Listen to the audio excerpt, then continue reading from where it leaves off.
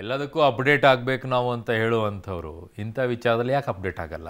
70 ವರ್ಷದ ಹಳೆಯ ಗೇಟ್ಗಳಿವೆಲ್ಲ. ಸೊ ಇನ್ನು KRS ಕಡೆಗೆ ಹೋಗೋಣ. KRSನಲ್ಲಿ ಹೇಗಿದೆ ಅಂತ ಹೇಳಿ.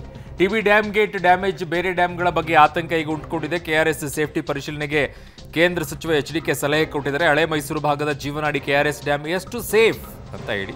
92 ವರ್ಷದ ಹಳೆಯ ಡ್ಯಾಮ್ ಇಂದಿಗೂ ಕೂಡ ಗಟ್ಟಿಯಾಗಿದೆಯಾ? ನಿಮ್ಮ ಪಬ್ಲಿಕ್ ಟಿವಿಯಲ್ಲಿ KRSನ ರಿಯಾಲಿಟಿ ಚೆಕ್ ಹೀಗಿದೆ.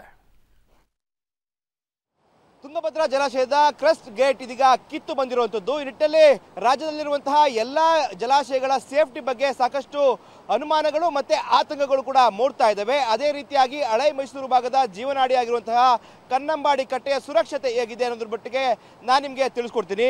ದೃಶ್ಯದಲ್ಲಿ ಗಮನಿಸ್ತಾ ಇದ್ದೀವಿ, ಮಂಡ್ಯ ಜಿಲ್ಲೆಯ ಶ್ರೀರಂಗಪಟ್ಟಣ ತಾಲೂಕಿನ KRS ಅಣೆಕಟ್ಟೆಯನ್ನ ದೃಶ್ಯದಲ್ಲಿ ಗಮನಿಸ್ತಾ ಇರುವಂಥದ್ದು. ಸಾಕಷ್ಟು ಭದ್ರ ಸ್ಥಿತಿಯಲ್ಲಿ KRS ಅಣೆಕಟ್ಟೆ ಇರುವಂಥದ್ದು. 1932ರಲ್ಲಿ ನಿರ್ಮಾಣ ಆಗಿರುವಂತಹ ಕನ್ನಂಬಾಡಿ ಕಟ್ಟೆ ಇಂದಿಗೂ ಕೂಡ ಸುರಕ್ಷಿತವಾಗಿದೆ ಅನ್ನೋ ನಿಟ್ಟಿನಲ್ಲಿ ಇಲ್ಲಿನ ಅಧಿಕಾರಿಗಳು ಮತ್ತೆ ಇಲ್ಲಿ ಕೆಲಸ ಮಾಡಿ ಹೋಗಿರುವಂತಹ ಹಳೆ ಇಂಜಿನಿಯರ್ಗಳು ಕೂಡ ಹೇಳ್ತಾ ಇರುವಂತಹ ಮಾತುಗಳು. ಯಾಕಂದ್ರೆ ಅಷ್ಟು ಸುಭದ್ರ ಸ್ಥಿತಿಯಲ್ಲಿ KRS ಅಣೆಕಟ್ಟೆಯನ್ನ ಉತ್ತಮ ಟೆಕ್ನಾಲಜಿಯಲ್ಲಿ ಕಟ್ಟಿರುವಂಥದ್ದು. ನಾಲ್ವಡಿ ಕೃಷ್ಣರಾಜ ಒಡೆಯರ್ ಅವರು ದೂರದೃಷ್ಟಿಯನ್ನ ಇಟ್ಕೊಂಡು ಈ ಒಂದು ಡ್ಯಾಮ್ ಅನ್ನ ಕಟ್ಟಿದ್ದಾರೆ. ಅದೇ ರೀತಿಯಾಗಿ ಸರ್ ಎಂ ವಿಶ್ವೇಶ್ವರಯ್ಯನವರ ತಂತ್ರಜ್ಞಾನದ ಫಲವಾಗಿ ಈ ಡ್ಯಾಮ್ ಇಂದಿಗೂ ಕೂಡ ಸುರಕ್ಷಿತವಾಗಿರುವಂಥದ್ದು. ಯಾಕಂದ್ರೆ ತುಂಗಭದ್ರಾ ಜಲಾಶಯದಲ್ಲಿ ಕ್ರಸ್ಟ್ ಗೇಟ್ ಇದೀಗ ಕಿತ್ತು ಬಂದಿರುವಂತಹ ಹಿನ್ನೆಲೆಯಲ್ಲಿ ಸಾಕಷ್ಟು ಆತಂಕಗಳು ಆ ಭಾಗದಲ್ಲಿ ಮನೆ ಮಾಡಿದೆ.